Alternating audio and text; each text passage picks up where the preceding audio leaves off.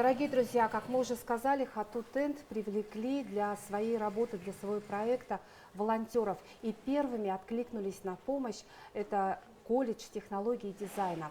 И сейчас вот о работе волонтеров нам расскажет преподаватель колледжа Анна Атасыкова. Анна, здравствуйте. Здравствуйте. Чем вы сейчас конкретно занимаетесь?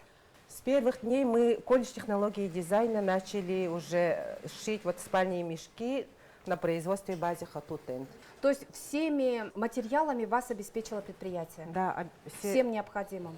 Всем необходимым, все материалы, все нам обеспечивает Хату Тент. У нас девочки проходят тут практику, спальные мешки. Мы занимаемся не только мы, у нас производство проходит и на Кирова, и в Гресе тоже отшивают спальные мешки. Угу. То есть в нескольких точках ваши студенты занимаются конкретно вот этой работой. Угу. И ребята одновременно проходят здесь практику. Много студентов у вас? Ну, все третьи и четвертые курсы. Все третьи и четвертые курсы конструкторы, модельеры, технологи, швейники и дизайнеры именно отшивают вот этот заказ. Угу. А примерно, ну, сколько, например, вот ваша бригада вот сегодняшняя должна отшить за день? Нет, ну такой цели у нас нет. Как мы начали работу, нам конкретно дали материалы, полностью мы раскроили, и все это начали, и за определенное время мы это должны закончить. Угу. Ну давайте посмотрим, вот что, какого вида этот спальник. Пройдите, пожалуйста, покажите. Вот здесь вот у нас студентки занимаются именно уже почти, ну это последние штрихи, да? Да, тут материалы такие, утеплитель внутри находится. Внутри утеплитель.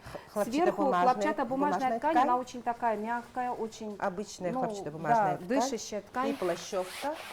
А вот сам, как бы, передняя, да, часть, верхняя часть этого спальника, она из такого вот плотного материала, который влагоустойчив. Главное, влагоустойчив. Да. Но спальник, он, как сказать, примерно рассчитан на какую ширину и... Так, спальник рассчитан... Это стандартный или... Ну, да, нам сказали конкретно, дали нам размеры. Высота, длина спальника это 185 сантиметров, ширина 175. Это рассчитано на одного человека, такого стандартного, не сильно высокого, не сильно допустим, высокого. Да, ну как раз вот, видимо, для наших якутян как раз таки.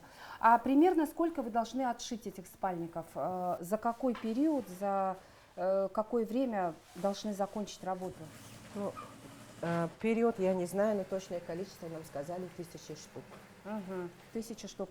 А хватает вообще рук, хватает ли ребят ваших? То есть вы сказали, в этом цеху девочки работают, еще в нескольких точках они заняты.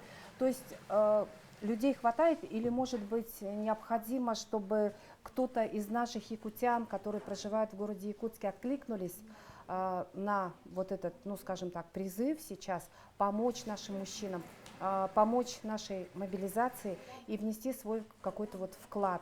Допустим, ткань можно будет взять у предприятия думаю, что изготовить. Я думаю, что желательно нужны добровольцы или как-то волонтеры. Материалы предоставляет предприятие. Работа несложная, можно в домашних условиях все это отшить. И то есть внести тем самым свой какой-то вклад в нашу победу. Ваши девушки, они все являются студентами, и именно вот 3-й курс и 4-й курс. То есть здесь раскрой, кто занимался конкретно раскроем? Ну, первые дни мы только раскраивали, нам дали вот весь пакет материалов, утеплитель, плащевку, ХБ, полностью 2 дня мы только раскраивались. Второй день, на второй день мы уже начали, девочки тоже студенты, только никогда не шили такое, только начали шить, стачивать, сметывать, полностью соединять весь пакет. То есть одновременно они здесь, девушки, и прям учатся, можно сказать, да? Можно сказать. Да.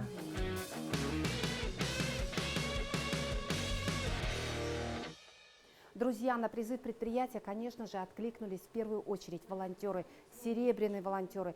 Сейчас я поговорю с представителем от волонтеров, это Раиса Дмитриевна Филиппова. Раиса Дмитриевна, здравствуйте. Добрый день. Чем вы занимались сразу, вот придя сюда? Чем вы прям вот занялись? Придя сюда, мы со студентами-волонтерами САГТУ занимались выкройкой вот таких вот подушек. Девочки нам дали размеры. Так, 52 на 32. Вы изготовили выкройки? Да, мы изготовили выкройки где-то 50 штук. Ага. И потом мальчики еще студенты, они наполняли. Девочки вот это вот дошивали. И я, значит, здесь вот это вот. Уже вручную закрывали. Да, вручную. Скажите, вот, опять-таки, вот с скрытой. одной стороны, да, вот здесь у нас ткань такая вот влагостойкая, да, она вот, ну как называется, вот такая. Да, Похожая, плащевка типа. да, плащевка, да.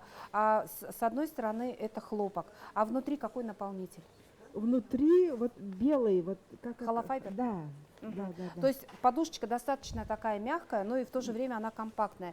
И как раз-таки она войдет в тот спальник, да, который Конечно. изготавливают студенты. Будет тепло, вот ага, здесь, да, вот когда Мгм. вот наши мобилизованные будут. Ну и голова, конечно, не на земле. Да, Конечно, вот да, эта вот да. подушечка вот такая вот она, толщиной. Мягкая. Мягкая.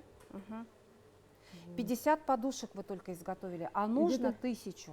Да, мы 2 дня, где-то вот, ну, где-то 60, наверное, выкройки, да, сделали, ага. Мгм. И вот шили вот, ну, пока так вот, ага. Мгм. И студенты сейчас уже молодцы, они быстренько все, у них как бы тоже опыт, да, как Ну бы да. полезные сети. Ну, С ага. необходимым, Да, да. с И необходимым. те знания, которые Да. ну, они получили в процессе изготовления этих Ага. подушек, это тоже, в общем-то, неплохой навык вообще для жизни. Да. Ну хорошо, значит, эти подушки, они будут изготавливаться ведь не только здесь, и могут изготавливать их другие люди, да, допустим, Да, которые другие. дома сидят, которые хотели бы внести свой вклад, но не знают как.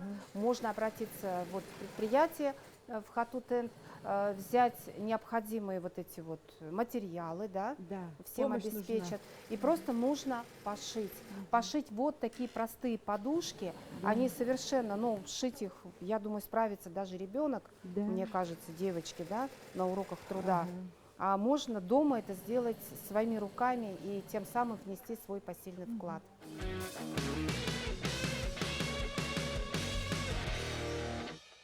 Пошивом спальных мешков занимаются студенты колледжа технологий и дизайна. И сейчас мы поговорим с девочками. Вот одна из студенток – это Сахая Брызгаева. Здравствуйте, Сахая. Мгм. Расскажи, пожалуйста, вот как вы вначале, ну вот уже раскрой, ты раскраивала сама вот этот спальный мешок? Ну, с девочками рассказывала. А, две ткани, да? Вот эта ткань, она должна быть больше, чем, ну, как бы самый большой кусок ткани, это вот верхний Нет. слой, да? Нет? Не Нет, правильно? обязательно. Ну-ка, расскажи. Все одинакового размера. Одинакового все размера Ага. абсолютно. Мгм. То есть все ткани, это у нас, значит, вот спальный наш мешок состоит из, вот он как бы как пирог такой слоеный, да? То есть это верхний слой ткани, он такой вот водоотталкивающий, как мы сказали, да, должен защитить от, ну, допустим, где-то влажное место, допустим, придется спать, да. Здесь у нас утеплитель, причем это два вида утеплителя, да? Мгм. Два вида утеплителя, вот это вот более такой плотненький, а вот это более такой какой-то вот пушистенький, да? Мгм. И следующий слой у нас это уже ситец, да? Хоботкань. Да, хлопчатобумажная ткань, такая, ну, достаточно крепкая. Это бязь, видимо, да, или что это? Разбираешься в тканях? Ну, так, чуть-чуть. Чуть-чуть. Ну, хорошо. Значит, вы сказали, Сахай, что ткани, ну, в смысле, вот вся выкройка состоит из нескольких слоев. Мы сказали, да, это 4 слоя. И все это вначале выкраивается, все это одного размера. Да. Один размер у нас какой? Длина 185, Мгм. а ширина 1,50 м. Это с учетом уже вот на подгибке, там, Да. на швы, Мгм. то есть как бы само изделие тогда оно получится чуть-чуть поуже Да. и чуть-чуть ну, в общем, поменьше. Ну, давай, показывай, как ты сметываешь. То есть, смотрите, вот мы, обратите внимание, вот здесь вот у нас вот примерно 5 сантиметров, да, вот этой ткани верхней.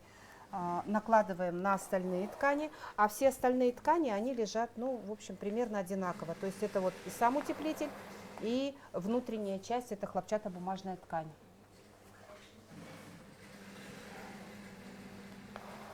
На каком курсе учишься? На 4. Мгм. Какая у тебя будет специальность? Конструктор меховых изделий. Меховых изделий. Мгм. Но пришлось тебе заниматься и вот пошивом. А раньше вот вообще сталкивалась с пошивом спального Нет. Раньше такого вот никогда нет. изделия? Нет? Нет. Никогда. То есть впервые ты вот с этим столкнулась.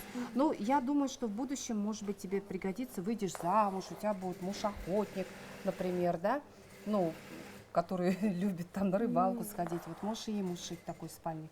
Ну, а сейчас мы напоминаем, что вот эти спальники отшивают студенты для наших мобилизованных, наших мужчин дорогих. Это наши братья, отцы.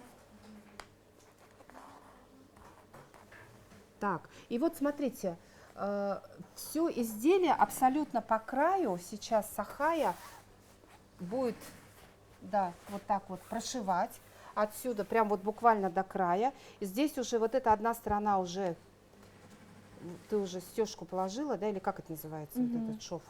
Мгм. То есть примерно, не надо там вот стараться, но во всяком случае все равно надо делать это очень аккуратно, да? Да. Мгм. А та сторона, она как будет сгибаться, и в итоге получилось у нас вот такое полотно, очень такое просторное, большое, да? А с этой стороны как будет дальше? С этой стороны мы обрежем. Мгм. Так. А, уже обрезаете, это уже остатки, да? Как бы это уже не остатки. нужно. Так. Потом на машинке сделаем обтачку Мгм. и уже пришиваем молнию. Мгм. А обтачка у нас будет вот с этой вот ткани, да? Нет, у нас есть отдельные А, кусочки. отдельный кусок, это как типа бейки, да? Да. Мгм. Это уже когда мы вот простежили, да? Здесь вот это вот все лишнее обрезается, вот это вот лишнее. И сверху будет накладываться вот такая вот, ну, как полосочка, это что, типа бейки, да? Мгм. И она будет накладываться вот, вот так вот, да? Да. Ну, естественно, вот это все будет закрываться. Мгм. Вот таким вот образом. Мгм. Сейчас мы посмотрим, на машинке уже как бы идет процесс следующий. А, кстати, Сахай, а вот здесь вот в каких-то местах будете как-то вот, ну, чтобы у нас ткань туда-сюда не ерзала, как бы? Ага. Где-то вот, это в Посередине, определенных вот посерединке, в разных местах. Ага, То есть для чего? Для того, чтобы вот эта наша ткань, она куда-то не ерзала, не елозила, да, а было удобно, и чтобы она лежала ровненько. Сейчас мы посмотрим, вот здесь вот девушки занимаются уже Обтачкой. обтачкой. Обтачка происходит вот как раз вот о чем мы говорили, Сахай рассказывает. Что сейчас делают девушки? Сейчас девушка пришивает обтачку К изделию. к изделию. Сахай, а вот сколько времени занимает изготовление вот одного спальника? Сейчас я буду пришивать обтачку. К изделию. Нужно это все аккуратненько закрыть, то есть с этой стороны и с этой стороны все очень ровненько.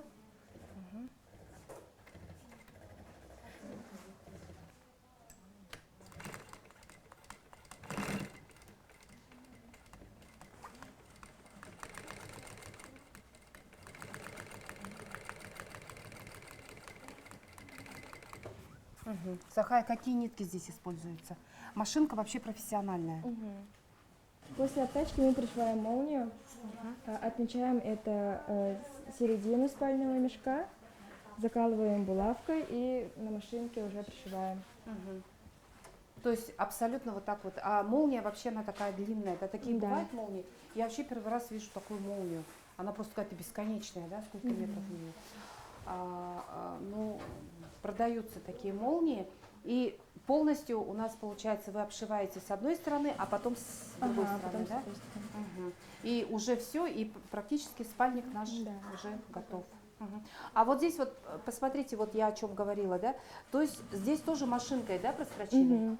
Друзья, вот так изготавливается спальник, шьют эти спальники девушки колледжа технологий и дизайна.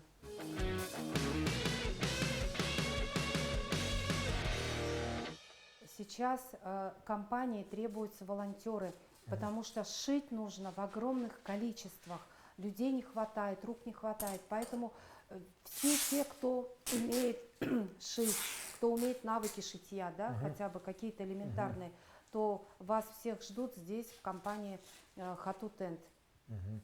Ну нам нужны волонтеры, да, те, которые умеют работать, и которые умеют шить, имеют определенные же навыки.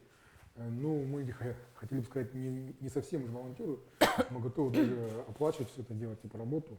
У нас есть, ну, в принципе, у нас идет финансирование на хороший заказ. Вот. Ну, вас всех жителей я призываю вместе сплотиться в эти тяжелые времена и начать вместе именно работать и спасать жизни. Вот мы именно, у нас был девиз, но раньше мы сохраняем тепло, а сейчас мы уже меняем, мы сохраняем жизни нашим солдатам, нашим землякам, нашим соотечественникам. Спасибо большое. Да, спасибо. Ну что, дорогие друзья, сегодня программа у нас была посвящена именно вот такой вот теме, тема мобилизации, тема помощи семьям мобилизованных и самим мобилизованным, нашим воинам. Давайте поможем.